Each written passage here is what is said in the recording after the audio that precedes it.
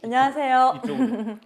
한국 이름은 장헌주입니다. 네. 그래서 제가 이런 자리인 줄 모르고 그래서 뭔가 마음을 좀 많이 닦고 올 걸 그랬나 봅니다. 너무 제가 때가 묻은 마음으로 앉아 있는 거 아닌가 막 이렇게 막 찬양을 하시는데 잘못한 것들이 막 지나가고 그러더라고요. 그래서 대신에 제가 오늘 여기 계신 많은 분들의 어떤 은혜를 제가 좀 받지 않을까 하는 기대도 좀, 그것 욕심 맞죠? 이렇게 하면 안 되는데, 그죠? 그 남의 목마름을 해소해주는 그런 이득이 되는 사람이 돼야 되는데, 또 잠시 그런 생각도 해봤는데, 여튼 이 분위기가 그동안 제가 강의를 했던 어떤 모임에선 가장 독특한 네, 분위기지만 또 지금 또 저보고 이제 또 의뢰를 하셨을 때는 사실 저는 커뮤니케이션이 전공입니다. 그래서 PR도 하고 기업의 리스크 매니지먼트가 제 스페셜티거든요. 근데 갑자기 리더십으로 이제 옥 대표님이 주제를 바꿔가지고 좀 미웠어요. 얼마 남겨두지 않고 제가 자료를 만들고 있는데 바꾸셔가지고. 근데 뭐 그냥 제가 경험한 걸 얘기하라고 하셔가지고 진짜 부담을 안 주셨거든요. 그래서 제가 오늘 좀 많이 부족하고 실제로 비즈니스를 하고 계신 대표님들을 모시고 제가 리더십을 얘기한다는 게 사실 주제 넘는 일이라고 생각하거든요. 근데 저는 뭐 이렇게 아래 직원부터 또 C 레벨까지 올라가 본 경험이 있는 사람으로서 또 저의 경험이 혹시 압니까? 여러분에게 조금이라도 도움이 될지 그런 기대로 한번 이야기를 해보겠습니다.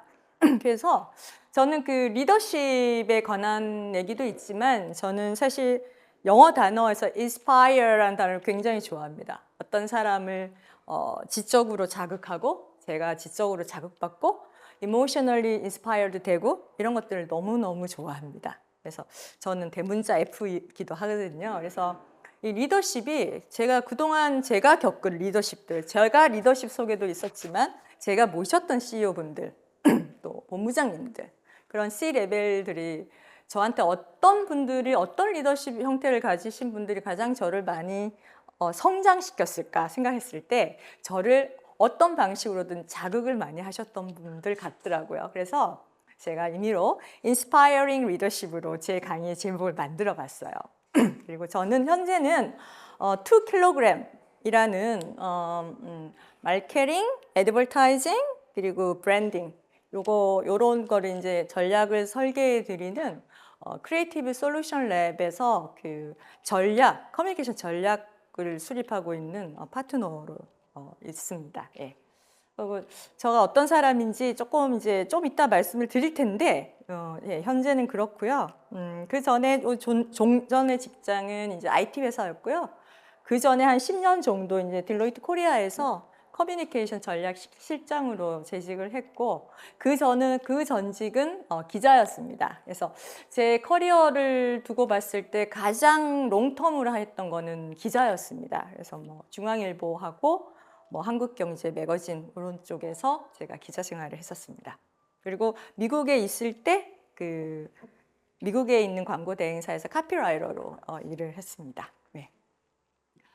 그래서 제가 저의 이야기가 여러분에게 어떤 어떤 인상을 주려면 제가 어떤 사람인지를 먼저 얘기를 해야 되겠더라고요. Who are you? 그런데 제가 어떤 방식으로 저를 표현할까 이제 많이 임상 실험을 해봤어요. 근데 사진이 제일 효과적이더라고요. 그래서 제가 사진을 좀 모아왔습니다. 그래서 그 딜로이트에 있을 때 이제 제가 커뮤니케이션 전략 실장으로 일했는데요. 디렉터로 입사를 해서 제가 거기서 내부 승진으로 임원이 된 케이스입니다. 그래서 보시면 아시겠지만 뭔가 계속 이렇게 마이크들을 들고 있습니다. 이것은 제가 커뮤니케이션을 총괄하고 있는 디렉터이기도 하지만 제가 또 여러 가지 뭐 성우 수업도 하고 해가지고 항상 입금 전 상태에서 돈을 받지 않고 이렇게 예, 회사의 여러 가지의 그 일들을 행사를 진행했고요.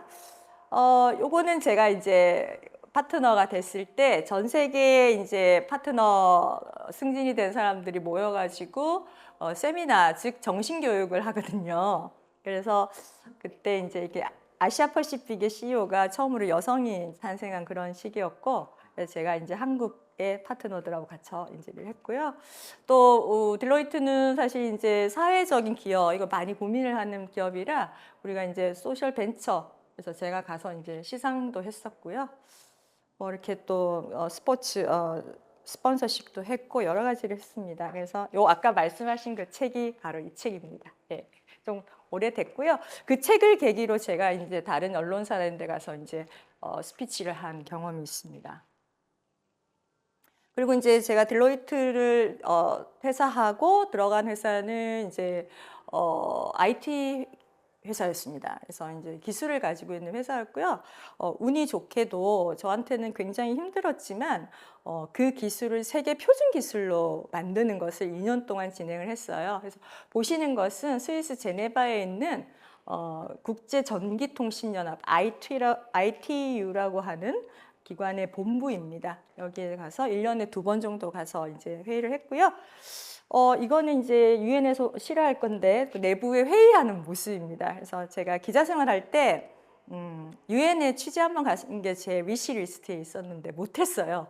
근데 이상하게 바라니까 기회가 오더라고요. 그래서 제가 요 뒤에 앉았기 때문에 이 사진을 찍을 수 있었겠죠. 처음 간 날 너무 가슴이 벅차서 맨 뒤에 앉아서 사진을 많이 찍었습니다. 그래서 회의한 실제 장면이고요. 그때 이제 제가 이 유엔 기구에 파견된 것은 한국 정부가 선정한 그 국가대표단의 멤버였기 때문입니다. 그래서 국가대표로 이 국제회의에 참석을 했고요. 이건 전 세계에서 온 그 보안 전문가들입니다. 그래서 있고요. 제가 이 분이 IT 역사 160년 가량 됐는데요. 세계에서 가장 오래된 국제기구거든요. 처음으로 여성이 의장이 됐습니다. 그래서 제가 너무 기분이 좋아가지고 저가 이렇게 그 앞에서 이분이 유엔 사무총장, 이분이 ITU 사무총장이십니다. 그래서 제가 찍었고요. 그래서 2년 동안 굉장히 태어나서 처음 하는 경험이었지만 저한테는 너무 제 인생에 굉장히 큰 성장을 시킨 그런 일이었고요. 그 기술은 현재 유엔 기구에 국제 표준 기술로 등록이 되어 있습니다. 그리고 저희가 있었던 회사가 세계 최초로 민간 기업으로서는 최초로 유엔 기구와 산하 기구와 파트너십을 맺었습니다. 그 덕에 제가 ITU가 하는 모든 세계 행사에 같이 파트너로 가서 참석을 하고 저희 기술을 많이 피칭을 했고요. 예, 인도에도 가고 두바이에도 가고 그 출장을 굉장히 많이 다녔고요. 이거는 말레이시아의 과학기술 정통부 가서 저희가 이제 저희 기술 설명하는 거고 이거 접니다. 저고 이거 다 회의 장면이고요. 예, 요게 실제 이제 ITU 그 국제기구 회의 장면이고 제가 머리를 만지는데 이렇게 찍혔더라고요. 그리고 네, 이렇게 두바이에서 찍은 사진이고 또 운 좋게 한국에 와서 유엔이 그 ITU가 행사를 했는데 그 행사를 또 저희 회사에서 호스팅을 해서 제가 그날도 영광스럽게 국제회의에 MC를 받고요. 예, 여기 맨 앞에 앉아 있습니다. 예. 그리고 말로만 하면 믿을 수가 없잖아요. 그래서 그 국제 그 기구에 와 있는 세계 표준 기술에 이게 기고문 페이퍼고요. 여기에 제 이름이 이렇게 있습니다. 가문의 영광이라고 제가 맨날 얘기하는데요. 네.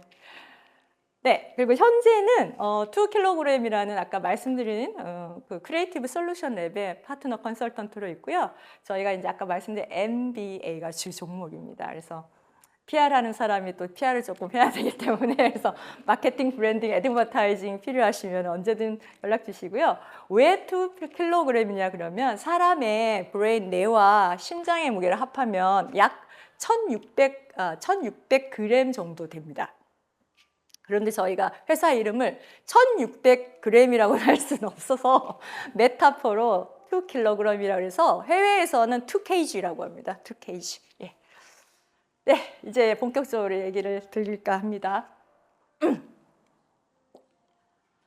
그 리더십에 대해서 얘기를 했는데 저는 이 질문은 사실 제 스스로에게도 많이 던지는 질문이었습니다. 네, 그래서 당신은 리더인가요? Yes or no? Yes. Yes, I am. 네, 거기에 단서를 하나 더 붙여서 괜찮은 리더신가요? 라고 물었을 때 나는 괜찮은 리더다 라고 생각하시는 분 혹시? 아무도 욕하지 않을 거예요. 괜찮아요. 우리끼리예요. 네, 나는 그래도 내 스스로 볼 때 괜찮은 리더다 하시는 분 혹시 부끄러워 마시고. 괜찮은 리더가 되고 싶은 것 같습니다. 네, 그래서 현재는 아니다라고 생각하시는 건가요? 그러면? 네, 그래서 당신은 괜찮은 리더인가요? 하고 물어봤을 때 0.1초 만에 그렇다고 말을 할 수 있는 사람은 몇 안 될 거라고 생각해요. 그것은 우리가 그만큼 가지고 있는 익스펙테이션이 높기 때문이고, 우리는 참 그래요. 우리 자신에게 굉장히 냉정하죠. 점수를 잘 안 줘요. 그래서 내가 괜찮다고 하는 것이 부끄러운 일이다, 이렇게 또 생각하시는 분도 있고. 예. 그래서 우리가 이제 리더를 생각했을 때 떠오르는 게, 대표적인 아이콘이 누가 있을까 생각해 봤어요.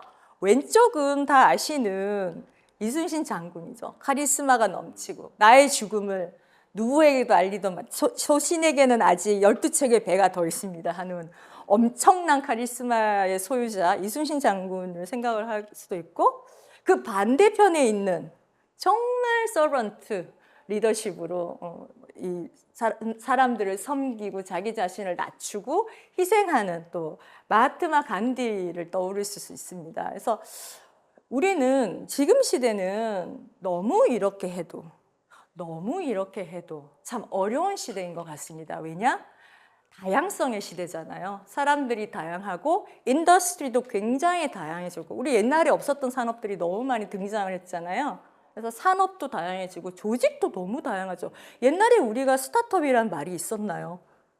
그죠? 그게 뭐지? 예. 근데 지금은 스타트업 회사도 너무 많고, 그 작은 조직이 굉장히 민첩하게 움직이는 그런 조직도 있고, 지금 여전히 존재하고 있는 우리가 모두 아는 그 대기업들, 또 그 시스템은 그대로 유지되고 있어요. 그렇기 때문에 극과 극을 달리면은 그만큼 플렉서빌리티가 떨어지기 때문에 조직 안에서 좋은 리더가 되기는 굉장히 힘든 시대에 우리가 살고 있다. 그래서 리더들은 날이 갈수록 정말 힘든 것 같습니다. 그래서 보통 근데 우리가 리더십 했을 때는 카리스마 있는 그런 사람들 좀 떠올리기도 하고요. 아니면 이제 우리는 우리말로 하면은 덕장이 되겠죠.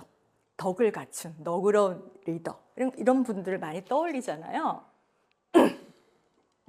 그런데 그 반면에 지금은 비즈니스 시대, 비즈니스 와이즐리 우리가 생각을 했을 때 전 세계적으로 엄청난 성공을 거둔 이런 리더들이 있습니다. 그런데 아까 말씀드린 그런 극과 극의 리더가 아닌, 지금 비즈니스를 잘하는 리더라면 이 사람이나 이 사람을 떠올리실까요? 그런데 이분들은 보세요.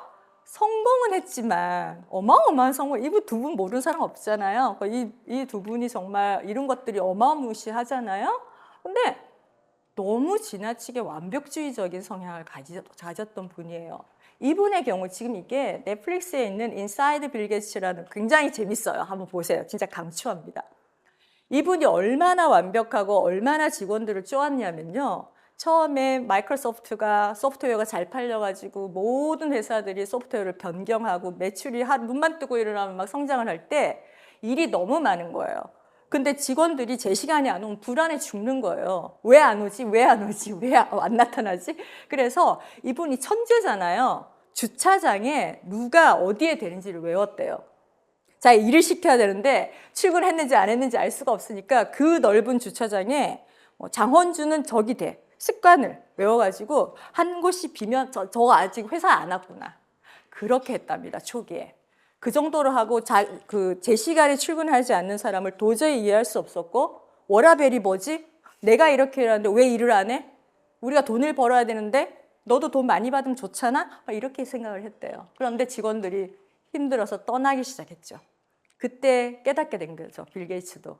이게 꼭 맞는 정답은 아니구나. 내가 열심히 일해서 내가 돈을 번다고 해서 공감해 주지 않는다면 그 리더십은 사실 그렇게 그 임팩트를 줄 수 있는 리더십은 아니다라는 걸 깨달았대요. 그러니까 생각만 해도 정말 치가 떨리지 않습니까? 내가 좀 늦게 가면 내 자리 주차가 안 된 것을 우리 사장님이 알고 다 체크를 하고 있다면 너무 무서운 거잖아요. 그 정도로 완벽했고, 또 스티브 잡스 역시 너무나 완벽해서 사람들을 스크루업을 많이 해가지고 주변 사람들이 많이 떠났죠. 그래서 나중에는 본인이 자기가 창업한 회사에서 쫓겨났잖아요. 나중에 물론 돌아왔지만서도. 그래서 너무나 이분들도 성공을 향한 욕심들도 굉장히 크고 천재였고 비즈니스 능력도 뛰어났지만 너무 완벽한 자기 기준에 자기 스탠더드로 사람들을 평가를 했기 때문에 정말 진심으로 이분들을 존경하고 옆에 붙어 있기에는 너무 힘든 리더들인 거예요. 저 같아도 너무 힘들었을 것 같아요. 그리고 이분들 성향도 극티잖아요. 공감 잘 못하시고 왜 그러지 이랬던.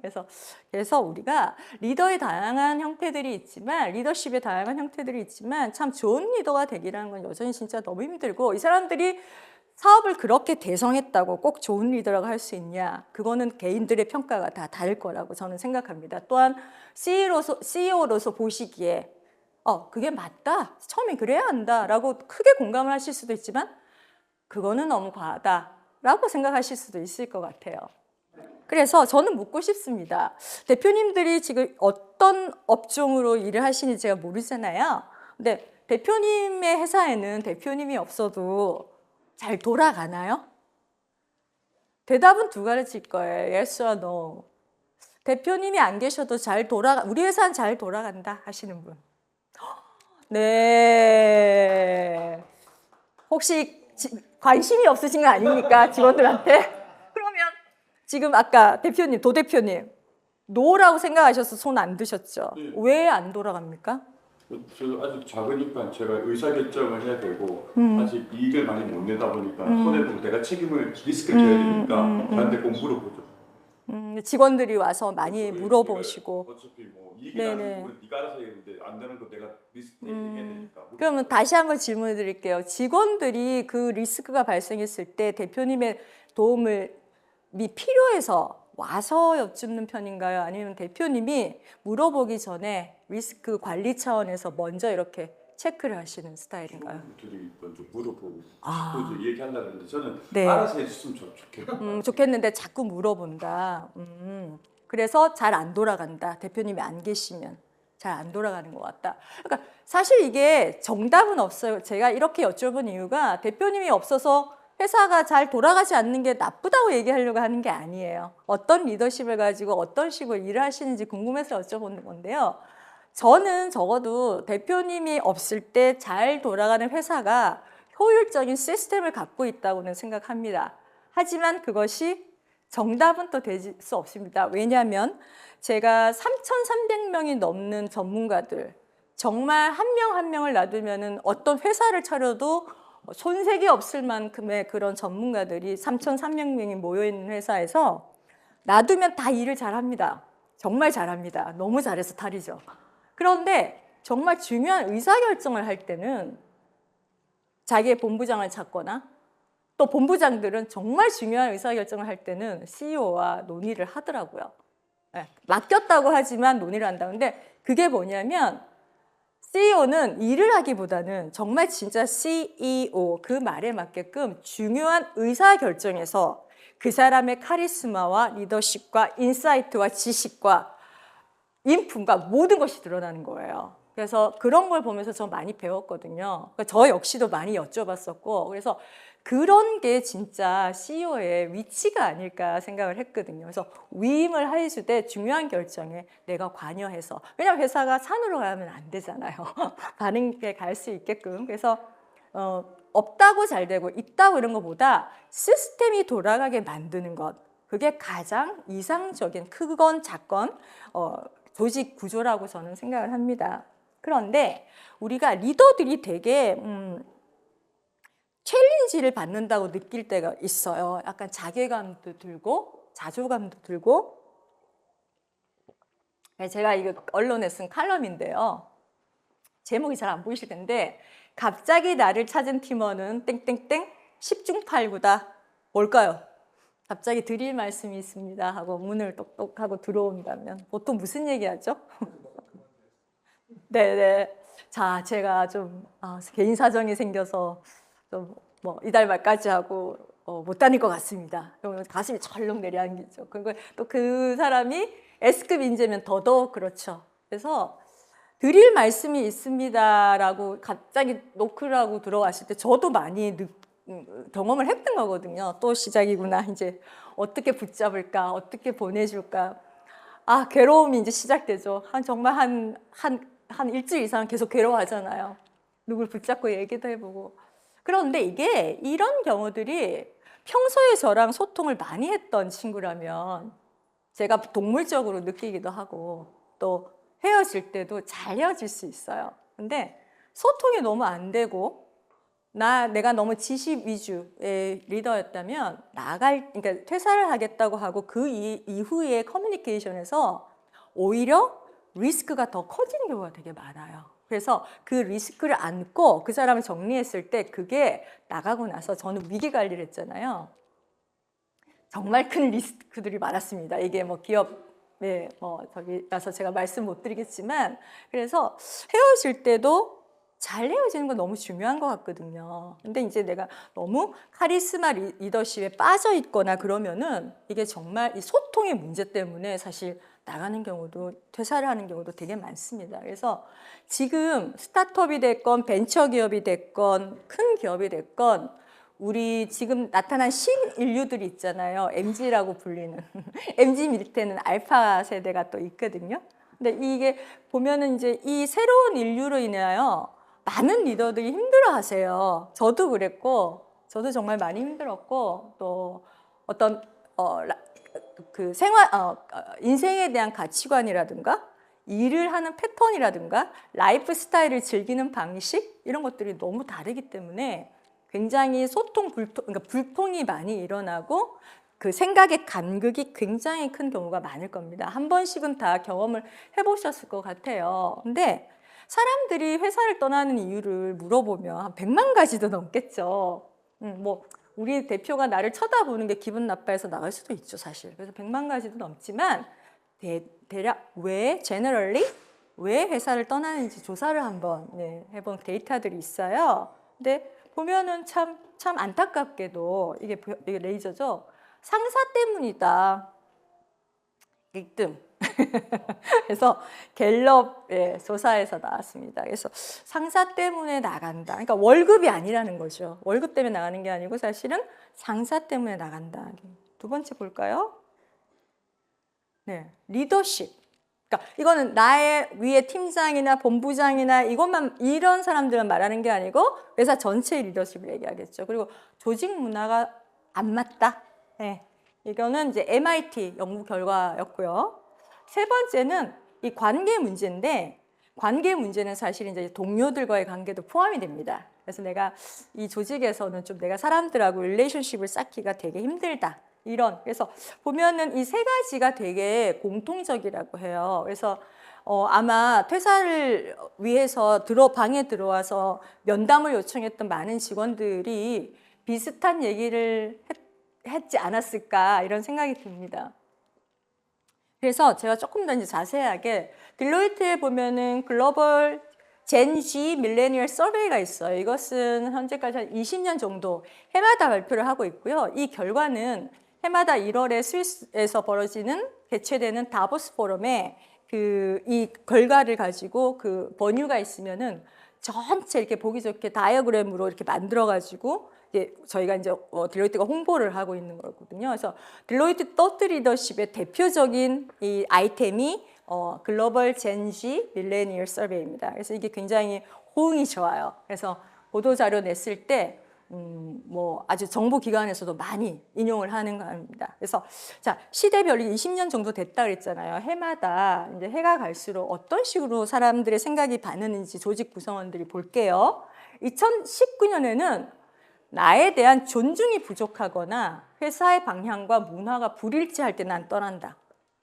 나의 가치관, 내가 생각하는 밸류와 회사가 추구하는 밸류가 맞지 않다. 예를 들면 나는 아까 말씀드린 서스테이너빌리티, 지속 가능성, 우리가 모두 고민해야 되는 이 서스테이너빌리티를 생각하는 나는 거기를 가치 있게 생각하는데 우리 회사는 뭐 예를 들어서 오염수를 방류하고 맨날 생수만 먹어가지고 과태료 내고 이런 회사다. 나는 이런 가치를 가지고 있는데 이런 회사 일할 수 없다. 저 같은 경우는 요거는 편집해서 나중에 빼주세요. 저는 정말 돈을 아무리 많이 준다 그래도 담배 회사에서 오라 그러면 가지 않을 겁니다. 왜냐, 그거는 몸에 해로운 걸 아는데 제가 그걸 홍보를 해야 되잖아요. 네, 우리 회사가 잘 되려면 담배를 많이 팔아야 되잖아요. 제가 그 상품을 홍보해야 되는데 제 윤리적인 가치와 너무 컨플릭이 큰 거예요. 요거는 편집해 주시기 바라고요. 그래서 그런 부분을 말하는 겁니다. 나의 이 저거와 맞지 않다. 그리고 존중이 부족한.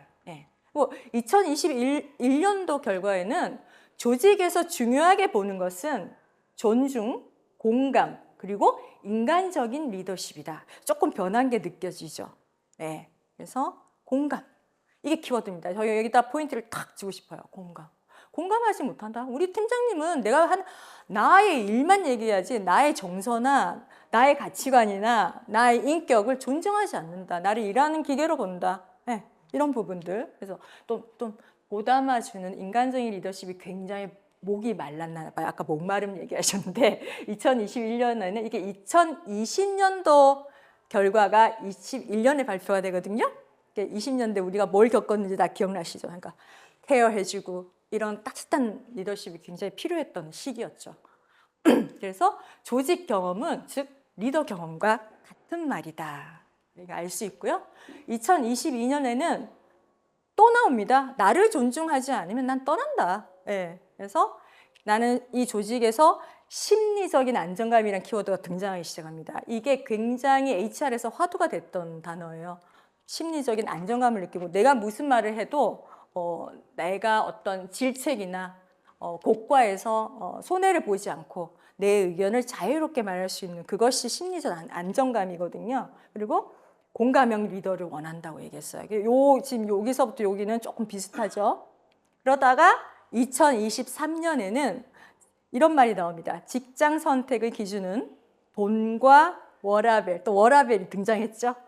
그리고 존중의 문화다. 그러니까 코로나를 거치면서 이제 워라밸이 키워드가 돼가지고 충분히 나의 개인 시간과 내 건강을 지켜가면서도 일을 잘할 수 있다. 실제로 그랬고요. 저도 3년 동안 회사 재택근무를 했어요. 물론 저는 부서장이니까 한 번씩 나갔는데 저희 직원들은 줌으로 인터뷰를 보고 뽑아가지고 저를 한 번도 안 만나고 일을 한 직원들도 있어요. 서로 간에도 3년 만에 처음 만나고 처음 뵙겠다고 인사하고 그런 촌극이 벌어졌거든요.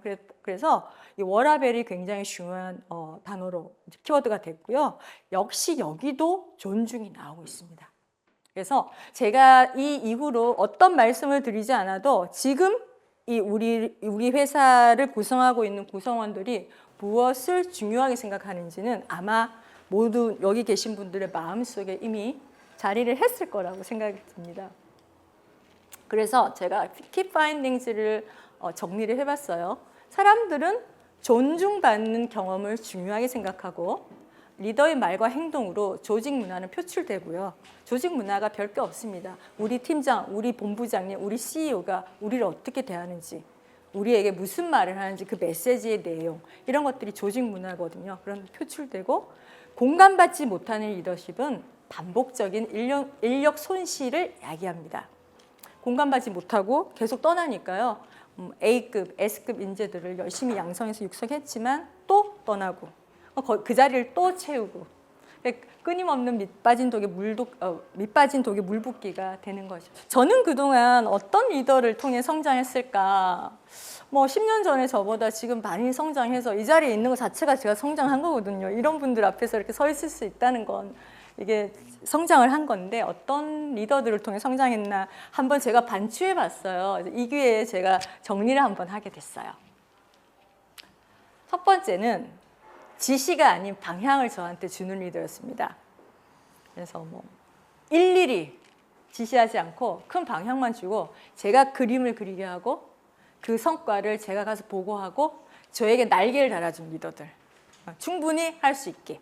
그리고 실패에 대한 경고나 이런 것들을 사전에 하기보다는 중간에 코칭을 해주는 리더. 이럴 때는 요게 부족한 것 같으니 요런 해보는 게 어때? 방향이죠, 방향. 그래서 올바르게 방향만 가면 크게 어떤 마이크로 매니지먼트를 하지 않으셨던 리더들이었던 것 같아요. 제 성향하고 되게 잘 맞았고요. 두 번째는 저를 이제 믿고 위임해주는 리더, 거의 비슷한 얘기예요. 그리고 저를 존중하는 리더였습니다. 네가 뭘 알겠어. 그러니까 제가 아기 사원 때도 네가 뭘 알겠어. 아니야, 해봐. 할 수 있을 것 같아. 자신 있어? 해봐. 이런 리더들이 저를 키운 것 같아요. 네, 자신 있으면 해봐. 네. 실패도 경험이잖아요. 그리고 제 전문성을 직급을 떠나서 제가 가진 스페셜티. 저는 이제 그 회사에서 커뮤니케이션에 관한 유일한 전문가였거든요. 그랬을 때 모든 리더들이 직급을 떠나서 저한테 커뮤니케이션, 언론 대응, 위기 관리는 저한테 모두 와서 컨설팅을 받으셨어요. 그래서 저의 전문성을 인정하는 리더를 통해서 제가 더 고민하게 되잖아요.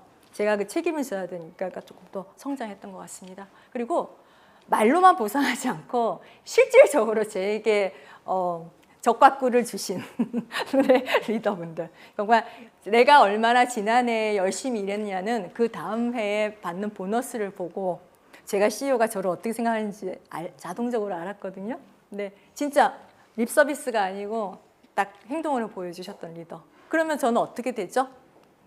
더 열심히 일하게 됩니다. 그랬던 것 같고요. 네. 근데 이 모든 것이 가리키는 것은 사실 이제 저의 성장을 견인해주고 지지해주는 리더였습니다. 저는 이 지지를 좀 더 강조하고 싶어요. 지지해주는 리더. 네.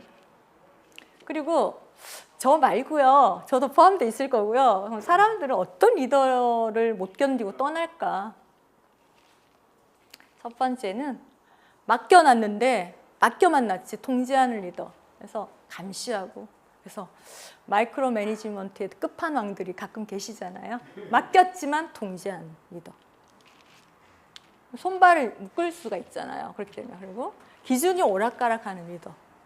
어제 얘기했을 때는 이렇게 하라고 하신 것 같은데 오늘 다시 불러서 얘기하는데 방향이 또 바뀌어요. 너무 힘들거든요. 같은 일을 여러 번 해야 되잖아요. 그래서 기준이 없는 리더분. 네. 그다음에 책임을 져야 되는 순간에서 발을 빼시는 분. 이런 리더들은 정말 너무 구성원들을 힘들게 하고 함께 오래 일하기에는 힘든 케이스죠. 그리고 내가 다 알아. 내가 제일 잘났어. 그래서 제가 이거 그냥 이렇게 해놨는데 내가 다 알아. 이 회사는 내가 만들었으니까 내가 다 알고 이 기술은 내가 만들었으니까 내가 다 알아. 나한테 챌린징 하지 마. 이런 분들 있잖아요. 그래서 내가 모든 것을 아는 난 전지전능해 하는 리더들도 함께 오래 일하기는 힘든 것 같습니다. 그리고 사람을 정리해야 될 때가 옵니다. 뭐 영업 손실이 크고 하면 회사 유지할 수가 없잖아요. 눈물을 머금고 구조조정을 하게 될 때도 있잖아요. 저도 그런 경험을 했고요. 그런데 그 정리를 할 때 그냥 우리가 아까 인간적인 리더십 얘기했잖아요. 솔직하게 이야기를 하지 않고 사람을 써서 그 주변 사람을 이용해서 그 사람을 정리하는 분들이 간혹 계세요. 그게 그 사람한테는 몇 배의 상처를 주는 거거든요. 그 리더의 생각을 그냥 바로 듣는 게 낫지 주변 사람들에게 압박을 주거나 나의 이야기가 이상하게 돌게 하거나 그래서 사람을 써서 사람을 정리하는 리더를 저는 간혹 봤어요. 참 그거는 바람직하지 않은 리더형이라고 저는 생각을 했습니다. 네. 그래서 키워즈를 그러면 제가 저 경험을 말씀해 달라고 했으니까요. 우리는 어떻게 사람을 인스파이어하는 좋은 리더가 될 수 있을까? 그래서 리더들을 위한 키워드를 제 나름대로 한번 정리를 해봤어요. 첫 번째는 내가 누군지, 나는 무엇을 하고 싶고, 그러니까 내가 누군지 정확히 조금 알려주셨으면 좋겠어요. 우리 CEO는 출근하시면 바로 방에 들어가가지고 전화하시다가 외근 나가시고, 그런 분이 끔뻑 일어나서 인사하고, CEO하고 점심 먹는 일도 별로 없고, 그런 회사들 되게 많을 것 같아요. CEO하고 이렇게 대면을 하는 순간들이 거의 없는 회사들도 많고 제가 회사를 옮겼을 때도 좀 그렇더라고요. 근데 이 CEO가 사실 어떻게 보면 회사가 규모가 작을수록 CEO의 생각이 회사의 비전이잖아요. 사실 그거 거부할 수는 없잖아요. 그런데 자기 생각을 얘기하지 않고 자꾸만 해보라고만 하면 우리가 신도 아니고 어떻게 하겠습니까? 그래서 나는 어떤 일을 할 때 어떤 성향을 가지고 있는지 그리고 내가 진짜 원하는 것은 무엇인지 이 회사의 그냥 성장인지 아니면 사회에 기여하는 것인지 아니면 구성원들을 모두 성장시키는 것인지 그 CEO가 진짜 truly desire 하는 게 뭔지 내가 평소에 얘기를 해줘서 메시지를 전달을 해야 알 것 같거든요. 그리고 나는 회사를 성장시켜서 어떤 우리 팀을 우리 구성원들을 위해서 어떤 기여를 해주고 싶은지 거기서 CEO의 경영 철학이 나오거든요. 예, 그리고 나는 어떤 것에 가치를 두는지 이런 것들을 평소에 구성원들한테 얘기를 좀 해주시면 회사에 대한 이해도 높고 또 우리 리더에 대한 이해도 좀 높일 수 있고 그래서 내가 하는 일이 조금 더 효율적이고 뭔가 이 회사의 큰 방향과 얼라인이 되게끔 하는데 정말 중요한 것 같고요. 특히 제가 작은 조직에 가보니 이게 정말 더 중요했습니다. 그 작은 조직 안에서 CEO가 생각하는 것과 구성원들이 생각하는 게 달랐을 때 정말 효율이 떨어지더라고요. 그리고 CEO라고 우리 회사에 정말 훌륭한 인재들이 많지. 그래서 A는 누구한테 맡겼고 B는 누구한테 맡겼고 잘 돌아가고 있어. 근데 CEO도 공부하셔야 돼요. 직원들이 챌린징 하거든요. 그런데 이 특히 기술 회사 같은 경우는 오늘 다르고 내일 다르고 모레 새로운 기술이 계속 나와요. CEO가 공부하지 않으면 저는 그렇게 생각해요. CEO의 지식은 CEO의 그냥 권위예요. 권위를 딴 데서 찾으시려고 하고 그럴 필요가 없어요. 내가 가진 전문성, 이 사업에 대한 내 비전, 이 인더스트리에 대한 나의 깊은 이해, 이것이 그 흔들림 없이 정말 흔들림 없는 침대 얘기도 있는데 흔들림 없을 때 직원들은 스스로 너무 자연스럽게 CEO를 리스펙하게 돼 있거든요. 네. 그래서 정말 공부를 꾸준히 하셨으면 좋겠습니다. 네. 그리고 인사이트가 우리가 이제 일을 하다 보면 연차가 쌓이고 경험이 많아지는 인사이트가 있는데 그 소중한 귀중한 밸류어블한 그런 인사이트를 함께 일하는 구성원들한테 좀 많이 나눠주셨으면 좋겠어요. 본인만 알고 있고 그 귀한 것들이 그냥 묻혀버리는 경우가 많거든요. 그래서 그런 것들은 사실 저는 회사의 손실이라고 봐요. 그래서 예를 들면 아까 이제 제가 제네바에 가서 국제회의라는 큰 장에 가서 참석을 하고 오면 저는 이렇게 PPT를 만들어서 구성원들 다 불러놓고 프레젠테이션을 했어요. 이번 회의 아젠다는 뭐였는데 이번에는 강대국 항상 미영케가 한 팀이고 뭐 이런 게 있어요. 그것도 편집해 주시고 딱 보이거든요. 지금 예를 들면은 러시아가 우크라이나를 공격했죠. 그때 딱 회의에 갔을 때는 분위기 쌀벌했어요. 정말 너무 분위기가 쌀벌해서 그러니까 이게 국제회의에는 전 세계의 대표단이 오기 때문에 그때의 그 국제 정세가 그대로 드러나요. 그래서 그 회의에는요, 이건 뒷얘기입니다. 마지막 이제 클로징 플래너리라고 해요. 그래서 이번 회기에 이제 표준으로 승인하는 땅땅땅 하거든요. 의장이 땅땅땅 하는 거기에 러시아 올라가 있었는데 거의 1시간 반 동안 총회인데요. 빨리 끝나야 되는데 사람들 비행기 탈 시간이 정해져 있는데 1시간 반 동안 미, 영케 3국이 러시아를 물고 뜯는 거예요. 그러니까 이 사람이 러시아 사람인데 네이티브들하고 싸워야 되는 거예요. 영어로. 근데 그 사람도 미스터 드미트리였는데 대단한 멘탈의 소유자거든요. 한마디도 지지 않고 대응을 하더라고요. 그래서 의장이 4명을 불러냈어요. 회의가 진행이 안 되니까 따로 회의를 하고 들어가고 안 됐어요. 패스 못했어요. 네. 왜냐? 전쟁의 전범이잖아요. 전쟁의 주범이고. 그러니까 이 국제 정세가 굉장히 나쁜 거예요. 지금은 어떨까요? 또 가면 지금 회의는 제가 지금 참석하고 있지 않지만 또 이란하고 미국하고 대표단들이 웅얼거리겠죠. 으르렁거리겠죠. 그래서 보면은 또 우리가 ITU 같은 데 가면 한국이 굉장히 강국이에요. 우리 기술 정말 인정받거든요. IT 강국이라. 그러면은 중국이 우리를 견제하잖아요.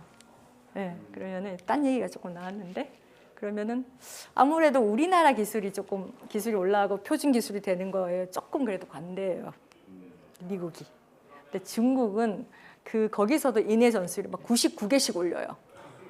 그래봤자 몇 개 통과가 안 되거든요. 근데 정말 많이 올라와요. 그러면 미국이 우리가 저승사자라고 하는데 중국 것들을 많이 이제 중국의 기술을 많이 검토해야 되는 회의에 다 들어와요. 가갖고 네이티브들이 영어로 엄청나게 공격을 하는 거예요.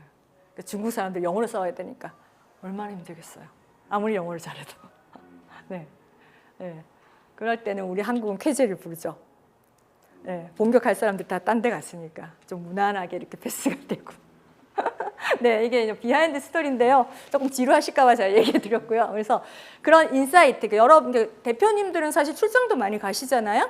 고객도 직접 대면하시고 많이 만나시잖아요. 해외에 가시면. 그러면은 지금 우리가 어떤 것들이 핫 이슈고 어떤 것들이 지금 논의되고 있고 이 분야에서는 그런 것들을 갔다 와서 이제 임원들하고 막 이렇게 얘기하지 마시고 타운홀 미팅 같은 걸 하셔가지고 다 공유해주고 그래서 여러분의 도움이 필요하다. 우리 회사 이렇게 해야 될 것 같고 우리 고객이 막 정말 너무 많다. 세계 시장에. 그런데 우리 회사 지금 이게 부족하다. 그러니까 여러분이 나를 도와줘야 된다. 우리 다 같이 해보자. 이게 얼마나 좋습니까? 그런 시간들을 많이 만드셨으면 좋겠고요. 그게 꼭 해외 출장이 아니더라도 어떤 일이건 어떤 이벤트가 있건 좀 공유를 해주시면 나도 회사에 되게 좋은 정보들을 CEO 2부에서 내가 공유받는구나. 나를 존중하고 있구나. 이 회사가 나를, 우리 직원들을 다. 내가 도울 일이 있구나. 그게 존재감이거든요. 내가 도울 일이 있구나 회사에. 네. 근데 막 보면은 막 그냥 각자 앉아서 일만 하잖아요. 그런 것보다는 한 번씩 타운홀 미팅을 해서 회사 돌아가는 얘기, 이 인더스트리에 돌아가는 얘기 해주시면 정말 좋을 것 같고 제 경험으로는 그런 걸 했을 때 다들 너무 좋아했습니다. 너무 재미있게 듣고요. 왜냐하면 자기는 가고 싶잖아요. 한 번쯤은. 그런 회의에. 그런 걸 공유해주면 너무너무 좋아했습니다. 그래서 꼭 얘기 드리고 싶고요. 그 다음에 제가 이제 딜로이트 있을 때 그 임원들을 대상으로 DE&I 강사로 제가 교육을 했었어요. 그래서 Diversity, Equality and 틀렸어요. Inclusion입니다. 오타가 났습니다. Conclusion 결론이죠. Inclusion 하면 이제 포용. 그래서 요즘 이 기업마다 특히 미국 기업은 DE&I가 굉장히 중요한 조직 문화의 키워드거든요. 근데 이 두 개를 어떻게 구분하는지 제가 말씀드릴게요. 이건 피자의 재료입니다. 보면 치즈도 있고 계란도 있고 야채도 있고 토마토도 있고 소스도 있고 다양한 거예요. 그래서 뭔가 이 재료는 굉장히 다양해요. 버섯도 있고 다양해요. 그런데 그것들을 뭔가 이렇게 레시피를 통해 가지고 짠 하고 나온 결과물이 피자인 거예요. 그래서 그때 저희의 매뉴얼에는 뭐라고 설명이 되어 있었냐면 다이버시티는 한 테이블 위에 이렇게 다양한 재료가 있는 상태다. 그래서 회사에 보면은 성향도 다 다르고 글로벌 회사에는 인종도 또 다 다르잖아요. 그냥 그 재료들을 다 그 각각의 가치, 각각의 원래 인그리디언트 그 자체로 그냥 인정해 주는 거예요. 치즈는 토마토하고 다르잖아요. 다른 맛을 내잖아요. 그대로 인정하는 거. 한 테이블 위에 다 올려놓고 똑같이 대우하는 것. 그게 이제 다이버시티, 이퀄티. 그런데 이 재료가 그냥 있으면 사실 피자로 만들었을 때 가격도 훨씬 비싸잖아요. 그래서 결과물이잖아요. 근데 잘 융합이 되고 해야 맛있는 피자가 탄생할 수 있잖아요. 이것을 인클루전의 개념이라고 제가 설명을 했었어요. 그래서 이 얘기도 드리고 싶어요.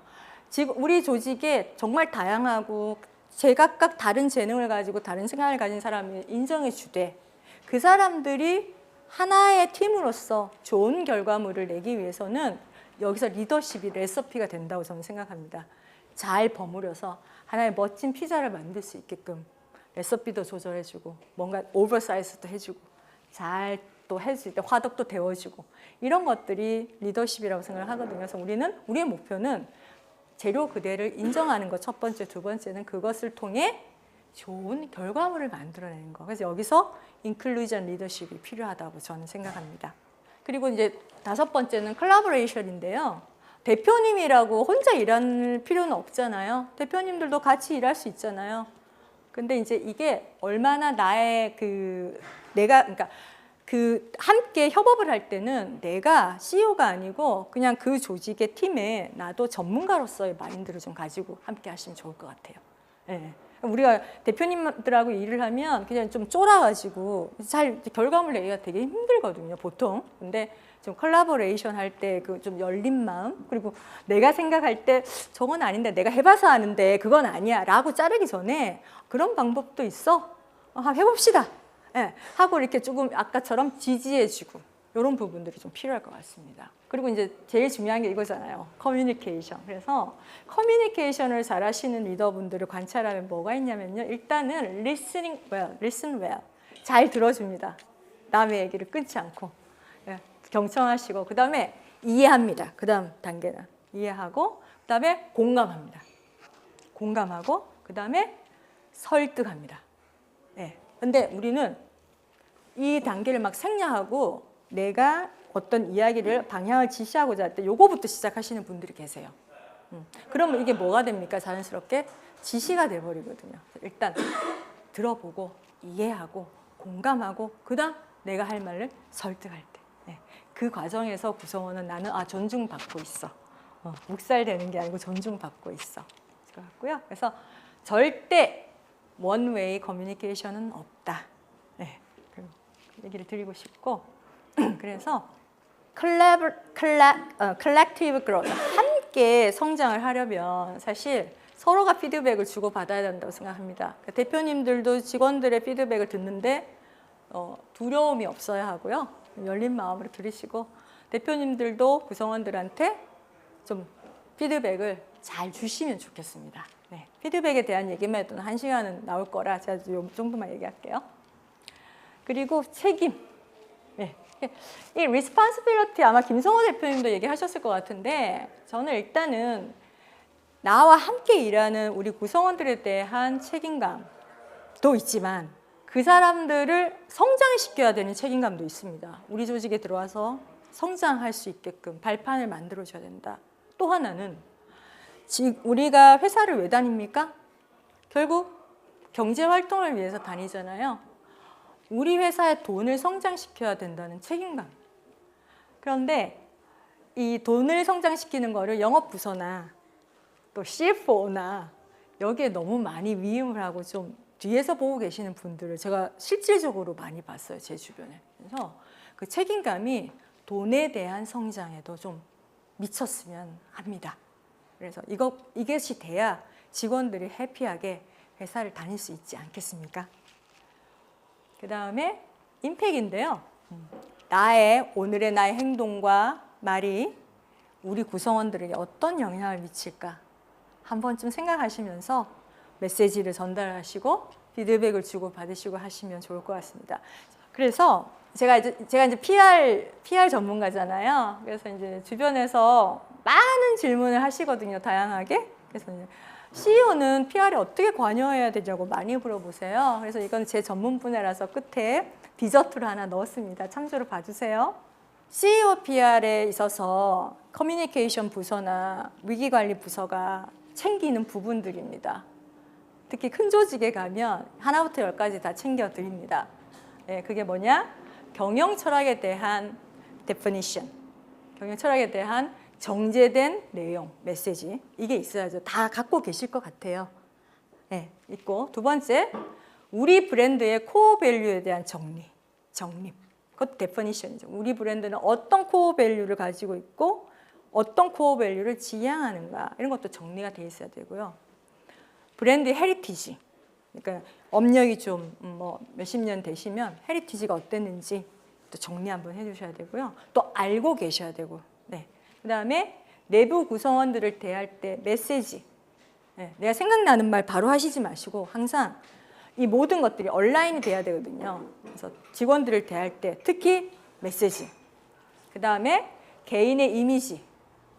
그래서 업과 조금 온라인된 이미지를 좀 일부러 연출하시는 분들도 계시거든요. 그래서 나의 이미지, 그 다음에 이거 굉장히 중요합니다.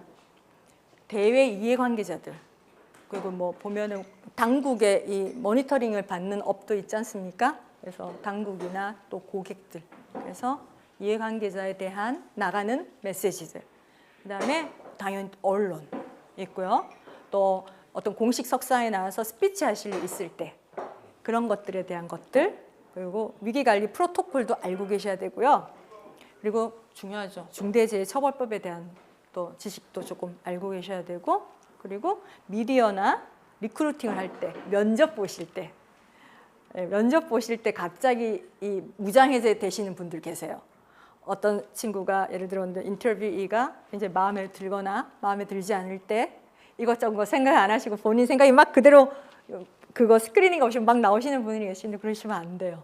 그게 다 회사의 위기가 될 수 있습니다. 특히 리크루팅은 나가서 어디다가 뭐라고 평점을 올릴지 모르잖아요. 이런 거 있고요. 그다음에 아까 말씀드렸던 DE&I. 그래서 이거는 인재 관리에 굉장히 중요합니다. 그래서 네. 제가 이제 옷가게에 저희 행어 보여드렸잖아요. 그래서 한 기업 브랜드를 대표하는 CEO는 각기 다른 옷을 입고 다른 사람을 만납니다. 예, 직원을 만났다가 또 뭐 당국을 만났다가 또 언론사 기자를 만났다가 예. 그가 전하는 메시지는 일관된 하나의 보이스를 유지해야 합니다. 여기 가서 이 얘기하고 저기 가서 저 얘기하면 안 되고요. 이런 것들이 하나의 큰 그림으로 정립이 돼 있어야 되고 그것이 항상 일관성을 유지해야 합니다. 그래서 사실 이게 키 센텐스인데요.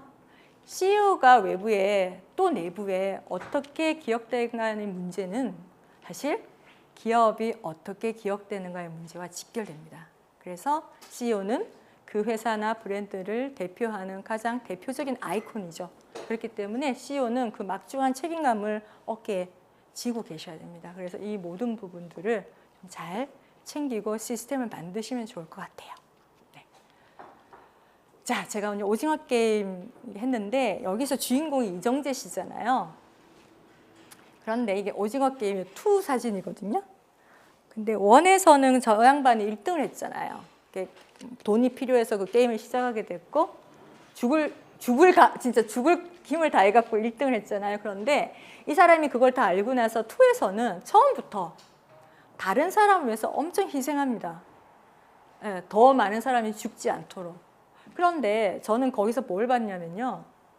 이정재라는 주인공이 이미 알고 있기 때문에 얼마나 많은 사람이 피를 흘리고 죽을지 알기 때문에 죽지 않게 하려고 하는 것도 있지만 이 사람이 다른 사람을 챙기고 헌신하는 모습에서 리더십이 저절로 생기는 과정에 대해서 저는 좀 봤었거든요. 그러니까 주변 사람들이 이 사람을 따르게 되고 이 사람의 디렉션을 따르게 되고 그 사람을 그렇게 만들었던 거는 거기 그 좁은 폐쇄된 공간 안에서 이정재라는 그 주인공이 보여준 헌신이라고 저는 생각하거든요. 그래서 그리고 제가 얼마 전에도 그 업계 최초로 사업본부장이 된 여성 리더가 있어가지고 저랑 동료였는데 축하 메시지를 보냈는데 제 주변에서 정말 성공하고 정말 잘된 사람들, 잘된 리더의 공통점은 딱 이겁니다. 헌신. 제가 얘기하면 꼰대 같다고 얘기하시겠지만 어쩔 수 없는 조직에서 헌신하는 사람이 끝까지 가더라고요. 네, 그래서 이 리더십의 어쩌면 바름 라인은 뭐 아까 제가 예수님 모르지만 희생, 헌신 이런 게 아닐까. 근데 정말 리더십도 마찬가지인 것 같습니다. 예. 이게 있을 때 직원들 믿어지거든요. 그 진정성을. 예. 그리고 또 이 얘기도 되게 중요할 것 같아요. 뭐 직원이 문 두드리고 와서 나간 데서 또 섭섭한 마음에 또 나가고 나서 일이 금방 빵꾸가 나잖아요. 구멍이 나니까 또 화가 나셔서 쏟아대는 말들. 사람을 보낼 때 그게 사실은 사람을 보낼 때 떠날 때 보여주는 CEO의 얼굴이 진짜 얼굴이라고 생각하거든요.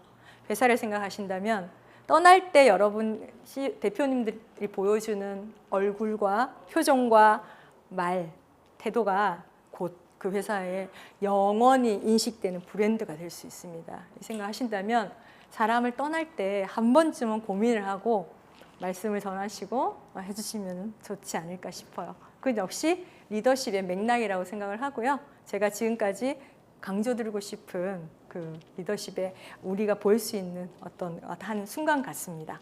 이런 이벤트죠. 한 사람이 나갈 때입니다. 그리고 저는 오늘 이제 와서 여러분을 처음 뵙게 됐는데요. 여러분의 리더십을 지지합니다. 네.